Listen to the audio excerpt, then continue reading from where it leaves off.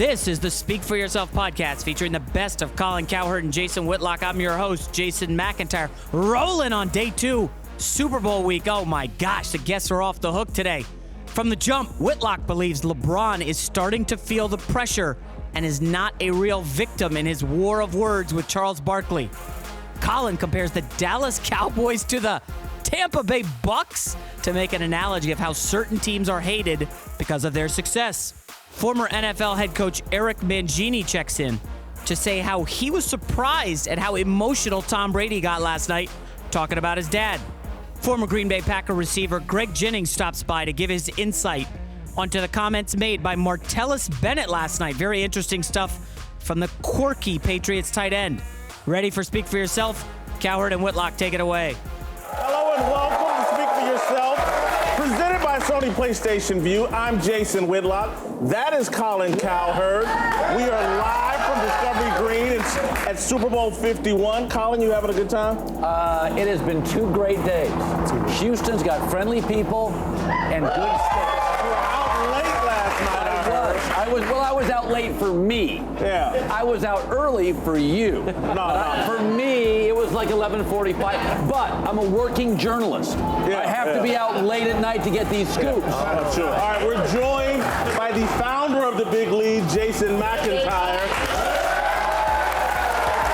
We have a big crowd today because we promised an NFL great, Brian Urlacher.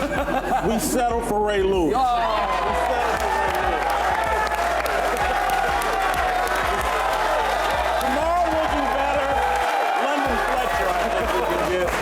Let's start with LeBron James, who went off on Charles Barkley last night in response to Sir Charles's criticism of LeBron's recent complaints about the Cavs roster. Barkley called LeBron whiny last week, so LeBron fired back, saying he's a hater. What makes what he says credible? Because he's on TV? I'm not going to let him disrespect my legacy like that. I'm not the one who threw somebody through a window. I never spit on a kid. I never had an unpaid debt in Las Vegas. I never said I'm not a role model. I never showed up to All-Star Weekend on Sunday because I was in Vegas all weekend partying. All I've done for my entire career is represent the NBA the right way. 14 years, never got in trouble, respected the game. Print that. And it was printed. Colin, we'll start with you. Did LeBron make a mistake here? Yeah, well, first of all, I don't believe presidents should fire back at critics. I don't believe superstars should fire down at critics, so I think he made a mistake. The Charles Barkley comments were not making news. No. Nobody was talking about these comments. I didn't hear them until LeBron sort of validated what Charles said, which is, he's kind of whiny, and then LeBron went and whined about it, and I thought, oh, he's got a point. So I think this happens a lot. Derek Jeter played in New York for years and had streaks and had bad moments, but he didn't give the media anything. The greatness about Derek Jeter was he talked and never said anything. Yeah. LeBron increasingly is talking and saying a lot. Every comment is anger and venom, and I think that there's some emotional and physical fatigue from being the face of basketball in America for 10 to 15 years. Colin, we talked about this last week. I said LeBron's a child star. We got to remember, he's been famous since he was 13, 14 years old. Child stars have problems. We're starting to see some cracks in LeBron's armor.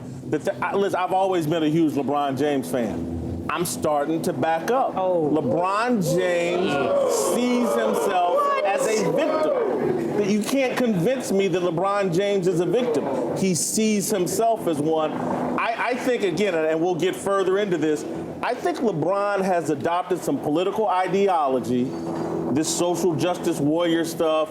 He's listening to the people on the far left. It's not consistent with who he really is and his narrative and story, and that's why now Charles Barkley talks about him on the court, and LeBron James fires back with stuff about Barkley that has nothing to do with being on the court. He fires back in a personal way. Look, there is so much confusion going on in our world as it is. So when you take two superstars in their own right. I think LeBron wins by being the better man by saying absolutely nothing. Right. I don't respond to what somebody think I am. If you have never trained with me, LeBron and Barkley is going to do what Barkley does. And so if this was a random attack just on you personally, and LeBron may have felt personal that Charles did that it was just so personal, I'm going to come at him. But for LeBron to take that from the court and take that all to his past and bring all of this stuff up, that's the new world that we're in, right? The new world is, I'm gonna get back at you anything you say to me. But it contradicts everything that the good book says. The good book says we're supposed to turn another cheek. The good book says that you're supposed to forgive your brother before you just go out and just slash and just want to respond to that. If you're the greatest basketball player in the world, let me tell you something. Many years, I used to listen to people say what I couldn't do, what I can't do, why I'm too small, and all these different things. I've never responded to one of my critics. Now, what I did do was every one of my critics, every caption that I've ever heard from any hater is up on my wall. Yeah, so I remembered it. Yeah.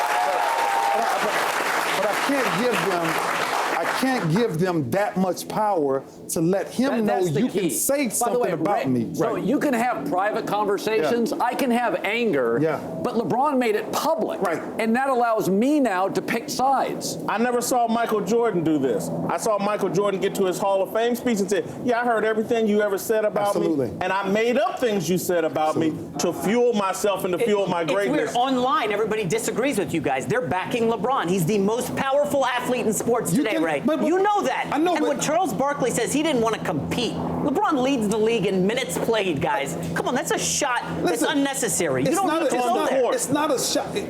Listen, just understand this. We got so many people who has opinions who think they're right. The only people that has opinions that's really right is the people that does enough history to understand what's Charles being right. has the bully pulpit, though. He's got the most popular TNT show, right? Covering the NBA, and everybody now thinks LeBron doesn't want to compete. No, not everybody thinks that. That's what Barkley started. His comments were basically being ignored until LeBron gave them life. And then LeBron fired back hard. No. Really? Barkley said what he said. We didn't really talk about it. I don't remember. It didn't elevate to the level of people even really taking notice. LeBron actually gave the words power. Yes. They were powerless. They were just a funny NBA player. I mean, let's be honest. You know what this feels like to me? 7% of Americans have a Twitter account or something like that. This sounds like an NBA guy sitting home in his hotel or sitting 100% home, is reading Twitter and is like, oh, everybody, stay off social media. It doesn't represent the public. But too many, what social media is, as we've talked about, it's just people, it's an echo chamber. Yeah. So you start going on there and thinking that's reality. It's the opposite of reality. It's a tiny niche of people. What I keep seeing from LeBron that troubles me, going back to Phil Jackson's posse comments and him being upset. Oh, he said the word posse. There's two of my boys from Ball State back here. They've been a part of my posse for 30 years. I'm not offended by that. I'm not, again, and so to me, LeBron's sitting on Twitter, he's sitting in the social media world, and again, he's seeing himself as a victim. Phil Jackson said something, oh, I gotta take that on. Now Barkley's criticized me, I gotta take that on. You're not a victim, LeBron. Jason, you love The Wire, right? You know The Wire Baltimore? You come at the king, you best not miss? That's what Barkley just did. He came after LeBron, and king. LeBron missed. And LeBron got him. All right, so the Super Bowl, where the Patriots may be the favorites on Sunday, but they are far from America's favorite team. According to a new poll, only 27% of America is rooting for New England, compared to over 50% for Atlanta. And 42% of people view the Patriots negatively overall. Jason, do the Patriots deserve to be hated? Yes. Why? Listen, the city of Boston, 36 titles among their 4 professional sports teams. You know how many Atlanta has? One. Of course, you have that much success, that embarrassment of riches. Yeah. You know what people should do, what fans are doing? They're rising up, Colin. Remember I told you yesterday? They're rising up and supporting Atlanta. It's a movement. Get on board before Sunday. First of all, I think there's real value to this. Is when you become great, like when you establish yourself as a great player, one of the toughest battles is motivating yourself. Like Tom Brady, like what drives him? The great thing about being hated, it's free ammunition. It, like for New England, they're gonna get booed by some of the crowd. Yep. That's a real motivating factor. So I always feel like it's free. It's ammo. Hate is free. You don't have to pay for it. You don't even generate it. It's not necessarily earned, but it does work in your favor. Look, so winning draws many haters, right? So I'm agreeing with you with that. But I think anytime that you're caught in some of the things that the Patriots was caught in, right? When you think about the scandals, the cheating, and all these things, you lose the respect of certain people, the way the game should be played. Right? You don't respect. Are you saying you don't respect the Patriots? I don't have to respect nobody but the Baltimore Ravens. That's my legacy. My legacy is simple. Do you respect the Patriots? My legacy is simple. My legacy is purple. Anything else I don't agree with. This is bottom line. So let's go to the next question. You can still respect an opponent. Tom Brady gets more respect from me. I'm telling you this because I've said this too many times publicly, and I want to say this again publicly. To me, he might be the best quarterback that we've ever seen play this game. That's factual. Right. Now, when it comes to if being hated or not, this just me. I don't like nothing about New England Patriots. Yeah. I never have. And that's just me. That's just me. That's just me because my culture and everything we came from. That's like me saying, you want me to cheer for the Pittsburgh Steelers? It ain't gonna happen. You know, say this. I'll say this. Say this about New England, is if you look at why people are hated, generally there's one or two reasons. Number one is you're really successful, but nobody hates the Spurs, right? Yeah. Okay. The other reason you're hated, if not successful, is that fans feel you're getting something you didn't earn, like the Cowboys. There's a lot more successful teams than the Cowboys, but there's a sense among American fans that, man, everybody talks about the Cowboys, and they're really no better than, most of the time, Tampa. In New England's case, because if you hated the most successful team, why would you hate the Dallas Cowboys? They haven't done anything for like 20 years. But in New England's case, in Dallas's case, there is a sense from the fans that they're getting something they haven't totally earned. Yeah. Spygate and media adoration. And I think, because there's more than one, we don't hate all winners. We don't hate the St. Louis Cardinals. We don't hate the San Antonio Spurs. But Dallas gets love from the media they don't earn. You start adding up these gates, Spygate, Deflategate. There's a sense among fans. I'm going to go a place that nobody else is going, okay? It's from a great movie, Batman vs. Superman, okay? Really? There's a great line in that. People hate what they don't understand. I think people look at the Patriots. See, they got an undrafted wide receiver in Amendola. They got a converted quarterback in Edelman. They got Chris Hogan, a lacrosse player. They don't understand how the Patriots, in 15 years, can just rotate in running backs and wide receivers and go to 7 Super Bowls in 15 years. And I think that's why people don't like the Patriots. And you believe, so everything you said, you're saying you believe that because you just named the underdog role, not drafted. Everything you're saying, people don't believe in the underdog role? Well, yeah, Deion Lewis, LeGarrette Blount, these guys were cast off by other teams. Nobody wanted them. They go to New England, they're on the straight and narrow, and they kill it. Why would you hate them for that? But that's my the point. thing. I don't think they deserve the hate, but people do hate them. Did you hear these guys cheering? Nobody likes the Patriots, Colin. You know something about respect? A little bit about respect, yeah. Mike, stop. You know something about respect, seriously, when you think about the Patriots? It's a certain way to, first of all, approach the game. It's a certain way to play the game. And it's a certain way that you will always be presented once the game is over. Now, I want athletes and I want everybody to be careful with this one because you got to be careful when people say they hate you. That's a different word. That's a totally different word, right? Because the word hate that's a totally different Well, lane. it's emotion. It's And emotion, right. You generally hate what you fear, not to be a psychologist. Yeah. And I think there is a feeling with New England, it's like... I think you just hit on something, though. Hate what you fear, because I'm going to put Ray in a real tough spot. You can't put me in a I'm going to tough put you in a real tough spot. My plan day's over. I want a real conversation from you on this, or a real answer to this. I think part of the hate of the Patriots, I talked about this last week, he just referenced it a little bit. They come out there with these white wide receivers that no one can... How are they doing it? How are they clowning these great defenses? Yeah, and they're not supposed to be able to do it. And I think sometimes black athletes get offended, like, damn, Tom Brady and Chris Hogan and Amendola came in here and just clowned us. Bro, I live the underdog role. How can I not understand what they're doing? I wasn't the favorite one. Yeah, don't look at me. You one of the greatest players of all time. First round draft.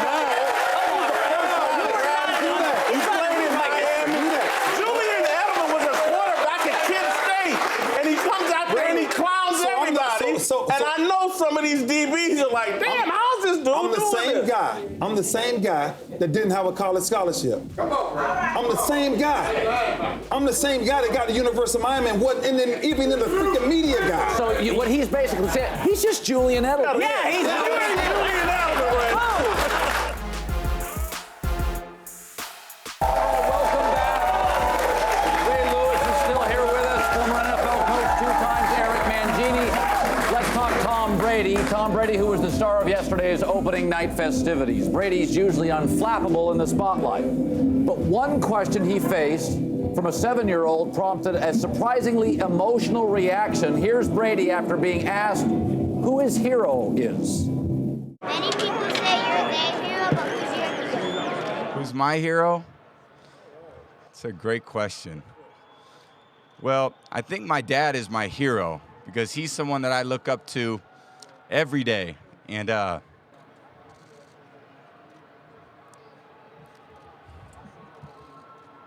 my dad.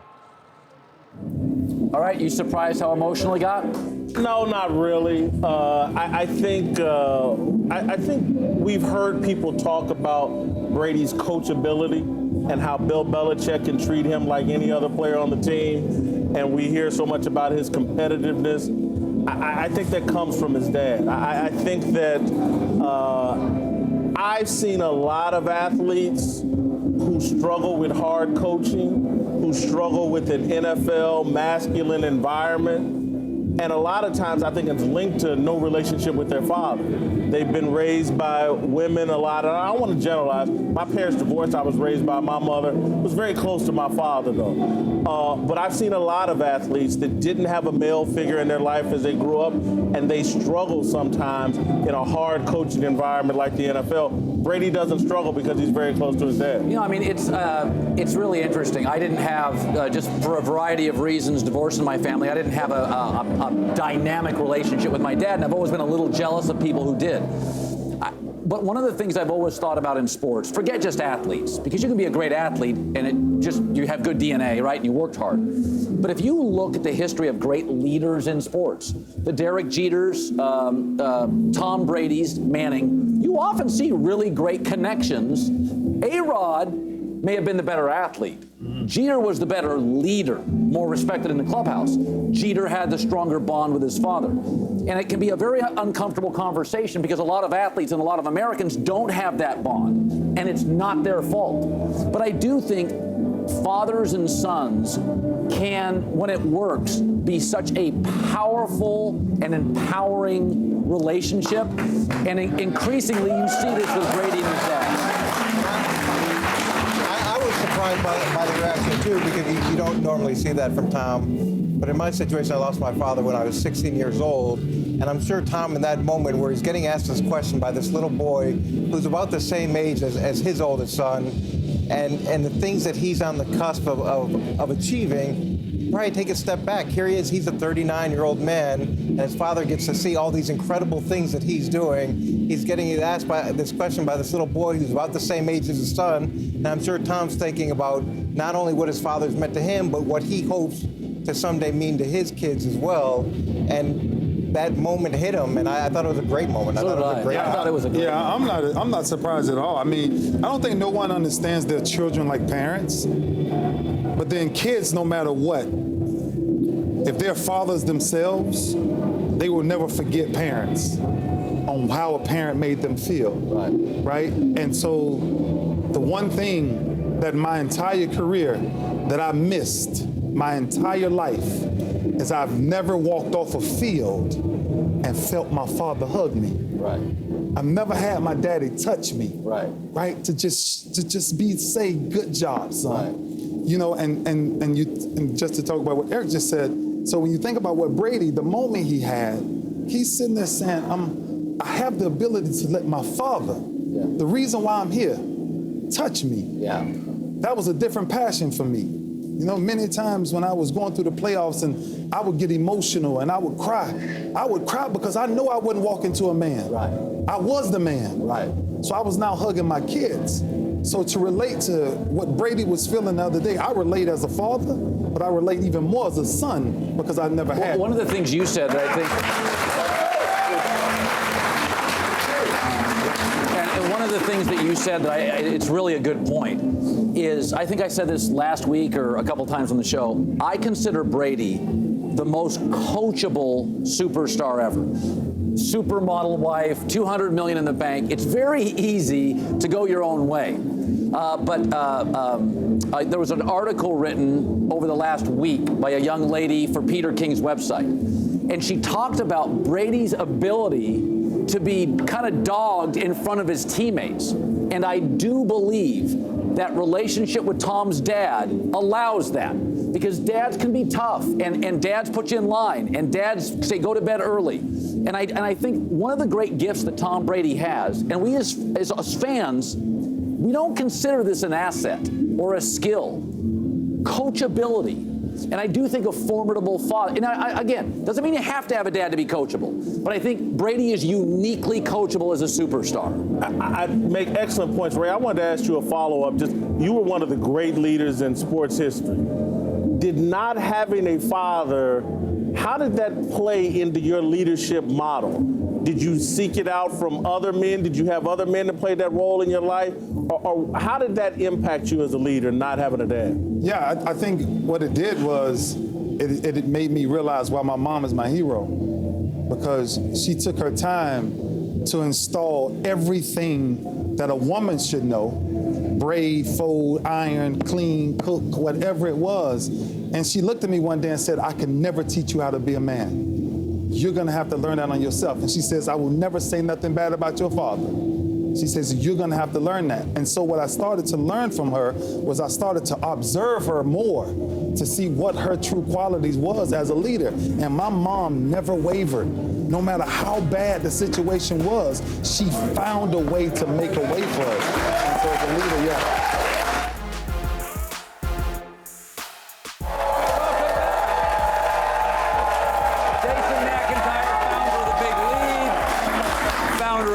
Kick the coverage. Guy can make football picks, Clay Travis.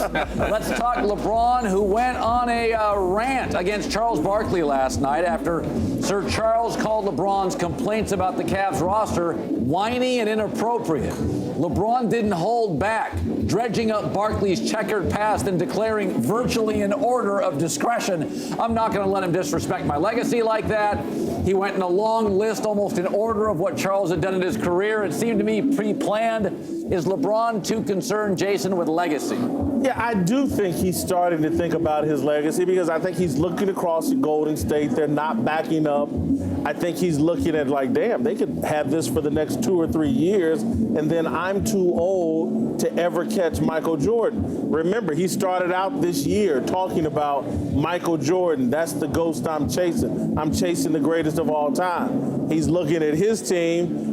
We ain't good enough this year. You know, I learned a lesson a long time ago. When I was divorced, I remember talking to somebody just looking for advice because it's a dark time in my life, and they said, listen, don't try to control people you couldn't control when you were with them. That's an excellent piece of advice.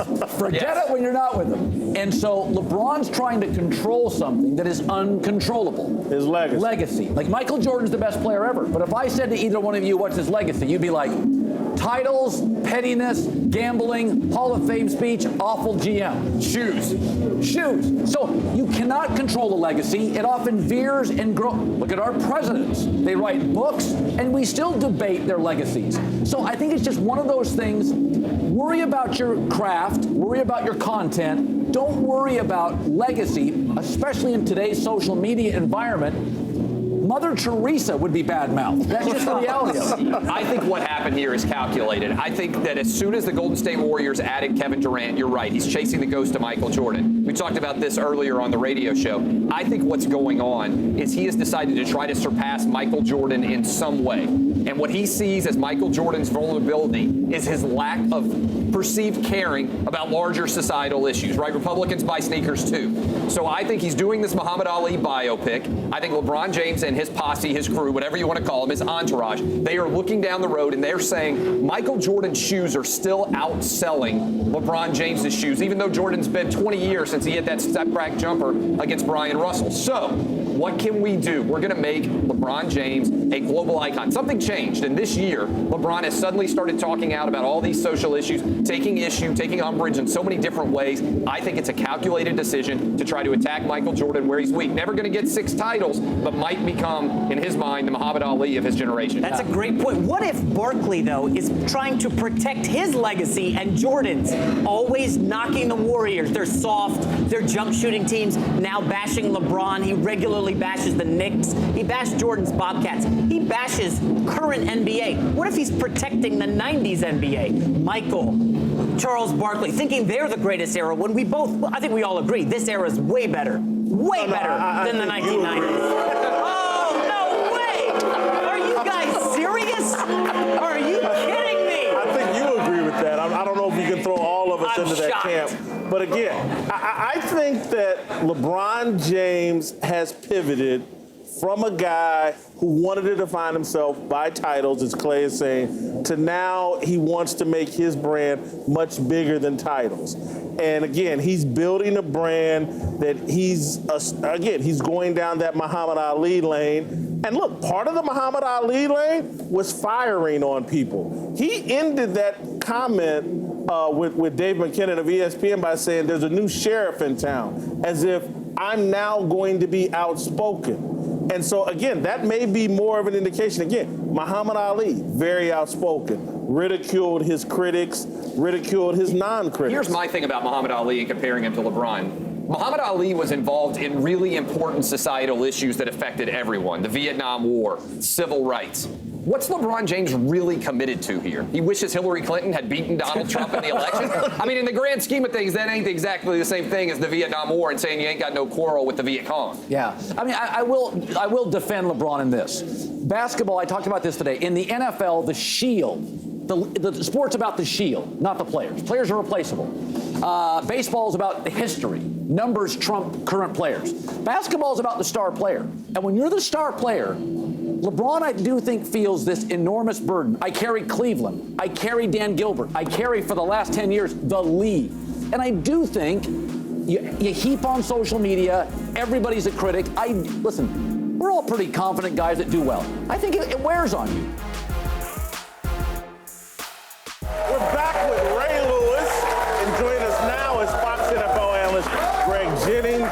Let's talk some Martellus Bennett, who addressed his views on President Trump and the travel ban yesterday, saying if the Patriots win, he wouldn't visit the White House. He also took players to task for avoiding politics, saying, quote, other players are worried about their personal brands. Colin, do you agree with Bennett that players' brands cause them to avoid political issues? Yeah, and I don't have a problem with it. Like Martellus Bennett, who I've met a couple of times, a really bright guy.